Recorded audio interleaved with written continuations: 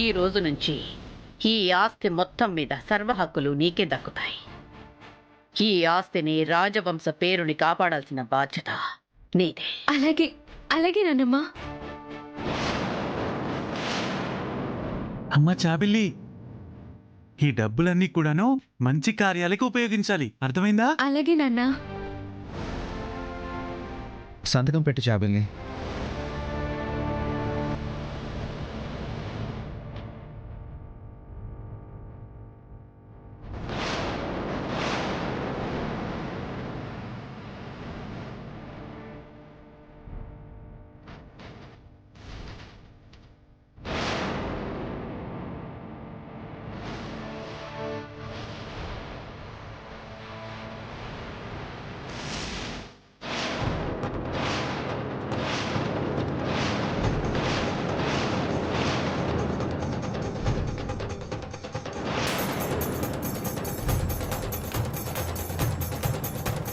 పున్నమి, పున్నమి, ఏం చేస్తున్నావు? ఏ పున్నమి, ఏం చేస్తున్నావు నువ్వు? పిచ్చి పట్టిందా నీకు? నా కాదు పిచ్చి, నీకు పిచ్చి. డబ్బు పిచ్చి, విలాసాల పిచ్చి.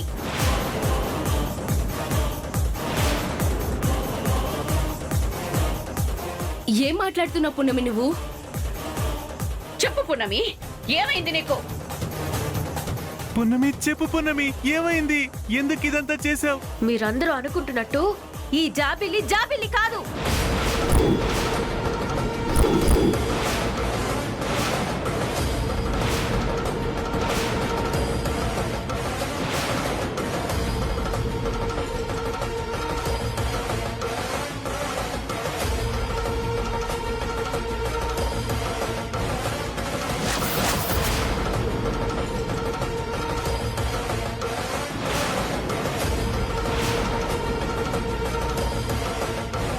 చాబిల్లి? చాబిల్లి కదా? నేనే జాబిల్లి. ఆ ఫోటోలో ఉన్నది నేనే కదా. వీళ్ళందరూ నమ్మారు, నువ్వు నమ్మడానికేమి? నా పేరు మీద ఆస్తి రాస్తుంటే నీకు కుళ్ళు. పున్నమి, ఎన్నేళ్ల తర్వాత జాబిల్లి వచ్చిందని ఆనందంగా ఉన్నావు. ఇప్పుడు జాబిల్లి కాదని చెప్పొద్దు పున్నమి, చెప్పొద్దు.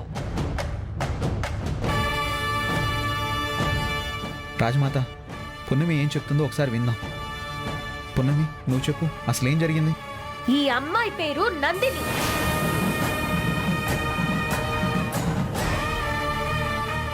జాబిల్లి పేరుతో ఆస్తి కోసం నాటకం ఆడుతుంది.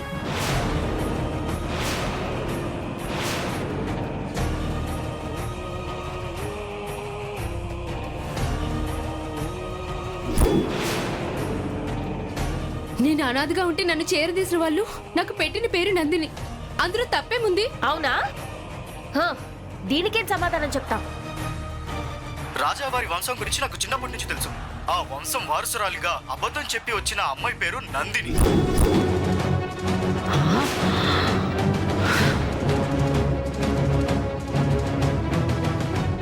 ఈ అమ్మాయి జలసాలకు అలవాటు పడిపోయి ఇలా మోసాలు చేస్తుందమ్మా. ఇంతకు ముందు చాలా చేసింది. ఇప్పుడు రాజావారి కుటుంబాన్ని మోసం చేయాలని చూస్తుంది. అలాంటి అమ్మాయిని అసలు వదలకూడదు.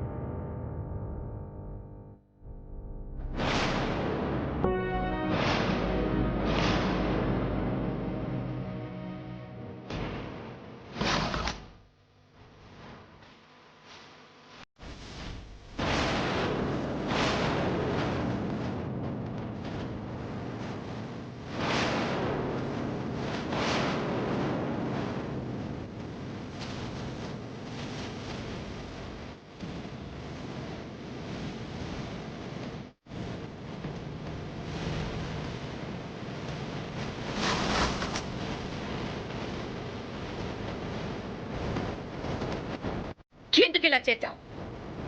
చెప్పు. చంపేస్తాను. చెప్పు. నన్ను క్షమించండి. ఏయ్, లే. నువ్వు చేసింది తప్పు కాదు, మోసం, దగా, ద్రోహం.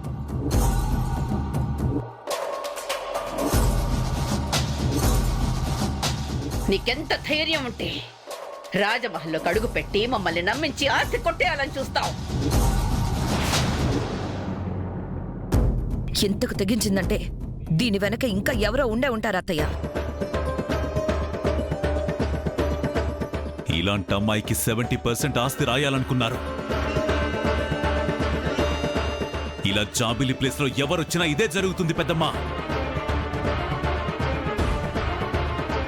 ఇప్పటికైనా మించిపోయింది ఏం లేదు నానమ్మ. నన్ను మీ వారసురాలుగా ప్రకటించి ఆస్తి మొత్తం నా పేరు మీద రాయించండి. ముందు దీని సంగతి తేలుద్దాం. ఏయ్, చెప్పవే, ఎవరు పంపించారు నిన్ను? చెప్పు.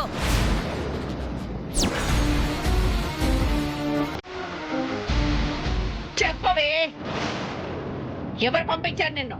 ఎవరు పంపలేదమ్మా. మీరు పోగొట్టుకున్న జాబిలి కోసం వెతుకుతున్నారని తెలిసింది. జాబిలి ఎలా ఉంటుందో, ఎక్కడ ఉంటుందో మీకెవరికి తెలియదని తెలిసింది.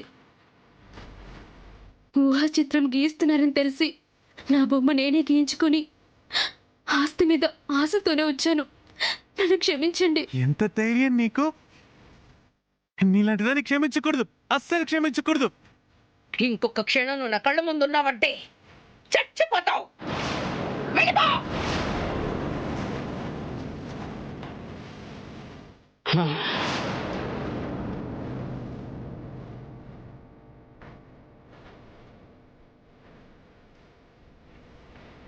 అమ్మయ్యా.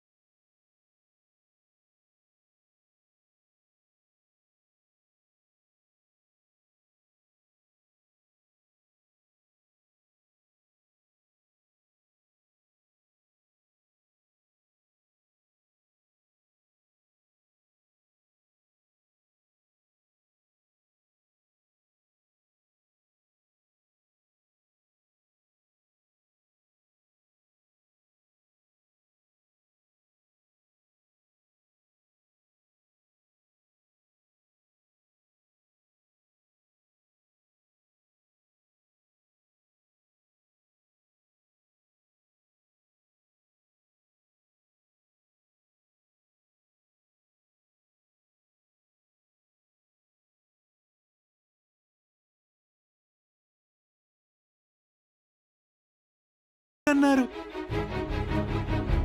పున్నమి తండ్రి మీరేనయ్యా. నేను పెంచిన తల్లిని. పున్నమి, నీలో ఒక వారియర్ కనిపిస్తుంది. అంత పెద్ద వాళ్ళతో నాకు పోలికేంటి వకీల్ సాబ్? నేను మామూలు అమ్మాయిని.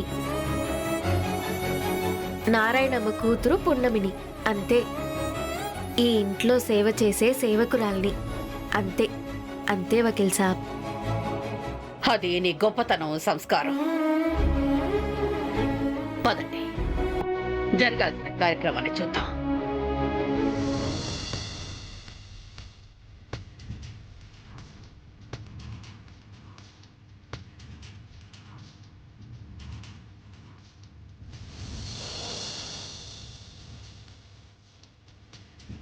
ఈ కోటలో అడుగుపెట్టగానే నా కలలన్నీ నిజమవుతాయని ఆశపడినా ఇంతలోనే నిరాశ ఎదురైంది.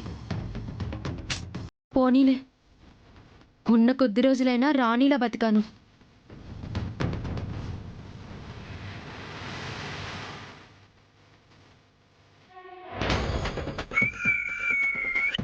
యాహూ! ఆస్తి మొత్తం నా సొంతం అయిపోయింది. ఈ శుభవార్త కోసం ఎన్ని రోజుల నుంచి వెయిట్ చేస్తున్నాను. చిక్ చిక్ చిక్. యాహూ!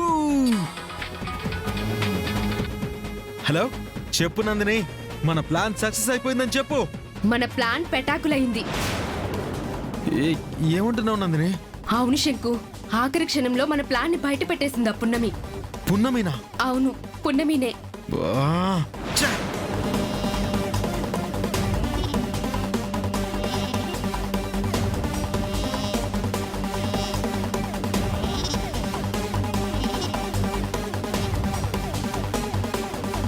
ఇప్పుడు ఏం చేద్దాం శంకు? నందిని, నా పేరేమన్నా చెప్పావా? లేదు శంకు, నేనే ఆస్తికి ఆశపడి అలా ప్లాన్ చేశానని చెప్పాను. మంచి పని చేసావు నందిని. నువ్వు అక్కడ ఉండకుండా వెంటనే వచ్చేసేయ్. లేదంటే మళ్ళీ వాళ్ళకి కనిపిస్తే తీగలాగితే డొంకంతా కదిలినట్టు నేను కూడా బయటపడిపోతాను. ఏం చేయాలో తర్వాత ఆలోచిద్దాం. నువ్వు ముందక్కడి నుంచి వచ్చేసేయ్. హాస్టల్ కూడా మార్చేద్దాం. సరే శంకు, నేను వస్తున్నాను. తొందరగా.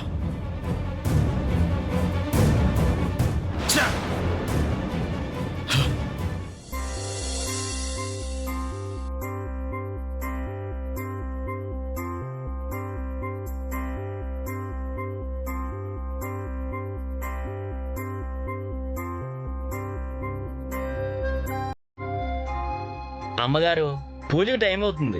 ఎలా జరిపించాలి పంతులు గారు? వారసురాలు అనుకున్న జాబిల్లి నయవంచకురాలు అని తెలిసింది. వారసురాలతో పూజ జరిపిస్తే నా కోడల ఆత్మ శాంతిస్తుందని అనుకున్నాను. ఇప్పుడు వారసురాలు రాలేదు.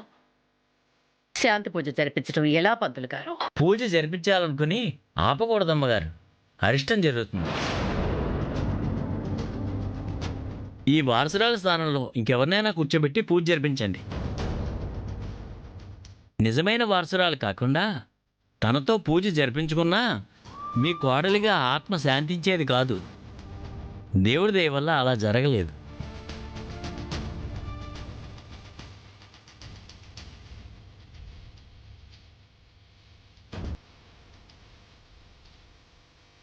ఇక నిజమైన వారసురాలు వస్తుందనే నమ్మకం అయితే నాకు లేదు. మయూకతో పూజ పూర్తి చేద్దాం. ఆ తర్వాత ఏం చేయాలో ఆలోచిద్దాం. మయూక రా, పూజ చేద్దాం గాని. సరే నానమ్మా. ఆగు మయూక.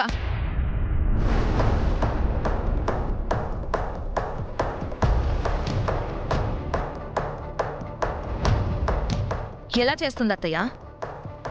మయూక పెళ్లి కానమ్మాయి. పెళ్లి కానమ్మాయిలు ఇలా మరణాంతర కార్యక్రమాల్లో పాల్గొంటే అరిష్టమని విన్నాను.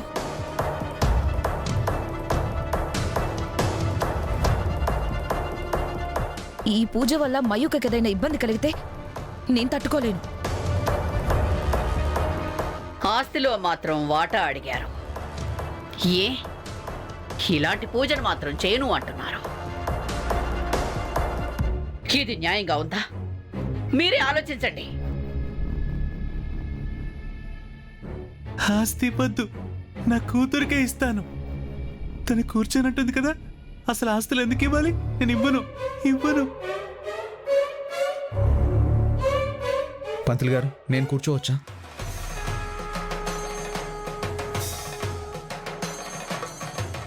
ఆ దేవుడు ఏ కారణం చేత పున్నమిని ఇంటికి దగ్గర చేశాడో తెలియదు, కానీ అన్ని ఆపదలు పున్నమి చేతిని గట్టెక్కిస్తున్నాడు.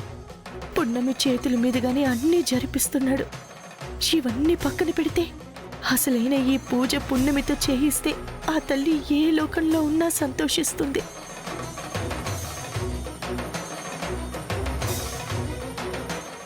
అమ్మగారు, మీకేం అభ్యంతరం లేకపోతే పున్నమి చేతుల మీదుగా ఈ పుణ్య కార్యక్రమాన్ని జరిపించొచ్చా?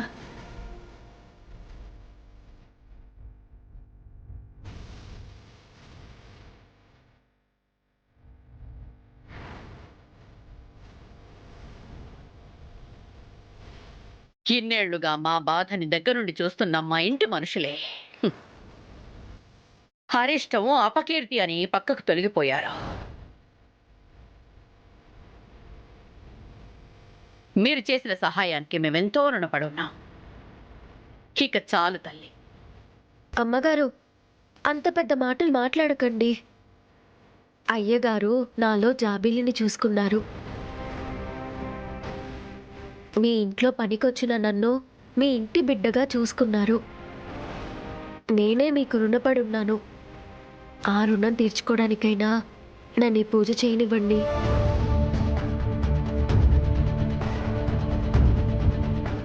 అమ్మా, సమయం దగ్గర పడుతుంది, ఆలోచించండి. అమ్మా ఒప్పుకోమ్మా, తను కూడా నా కూతురు లాంటిదే కదా. తను చేస్తుంది. అలాగే పంతులు గారు, పున్నమితో ఆ కార్యక్రమం చేయించండి. అమ్మా రండమ్మా.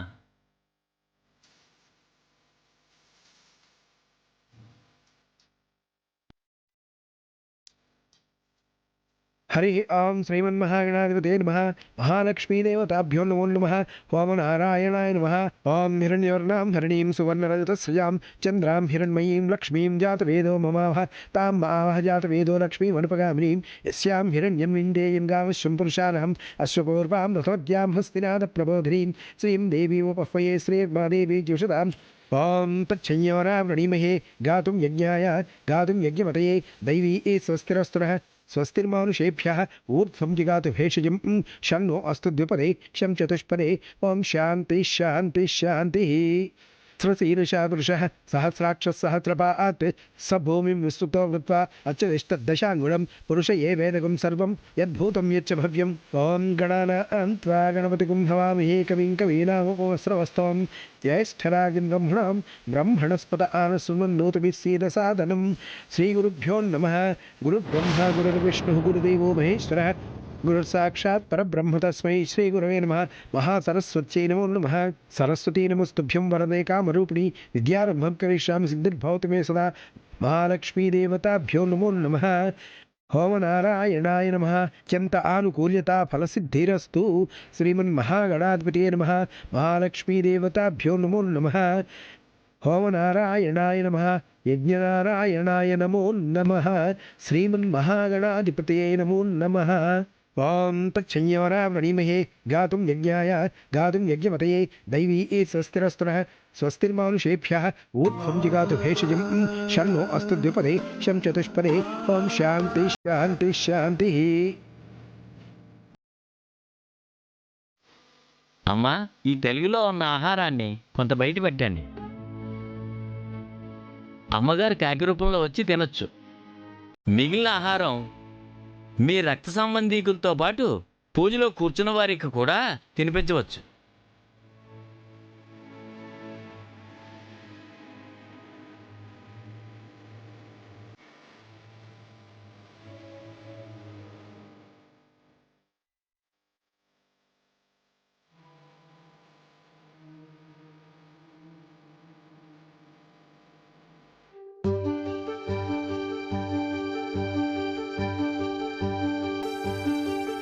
నీకు ఆ దేవుడు ఆశీస్సులు ఎప్పుడు ఉంటాయి తల్లి.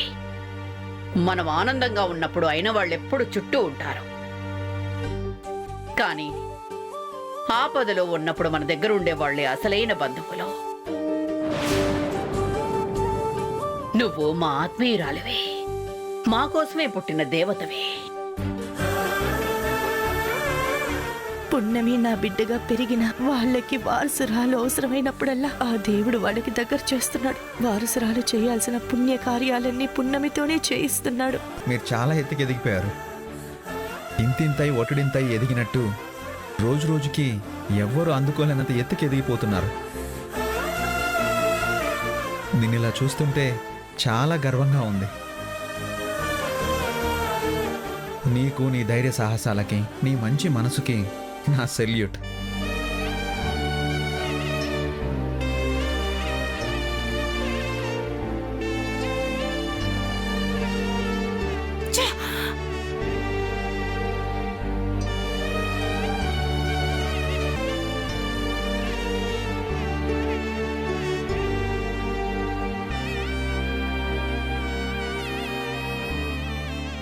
నువ్వు చాలా మంచిదానివి. నువ్వు చాలా మంచి కూతుర్ని కన్నావు. నిజంగా నీకు మేమందరం రుణపడి ఉంటాం.